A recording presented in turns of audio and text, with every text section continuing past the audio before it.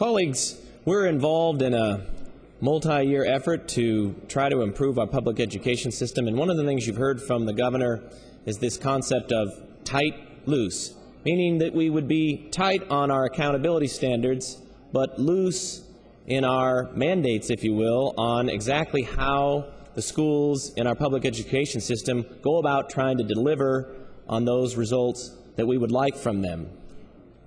We started a project, if you will, in the last session to begin to try to repeal some of the many state mandates that our school districts have to comply with, which to some degree lead to the large and growing administrative expense that a lot of our taxpayers and constituents complain to us about when they see that line item in their school districts.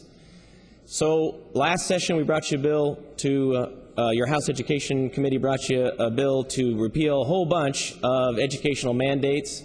I was pleased to see that that got broad bipartisan support, and I asked our educational stakeholder groups to not let it end there, and let's keep having a conversation about whether there are additional educational mandates that we can repeal to further reduce the administrative burden on our public school districts. And they came back with a list. It went through that legislative grinder, and not everything stayed on, so we are, I expect it to be tough as we get further into the list of mandates. It gets tougher to kind of let go of the need to control every single aspect of what our districts do, but we were able to come up with a list. It's a little bit smaller this time, but we're bringing you a list of 8 additional education mandates that will be repealed in this bill. A minimum, really. The fiscal statement on this is that it would reduce the burden by about $1 million. I think really it ends up being a lot more than that, because what you're getting is just the Department of Education costs that are reduced.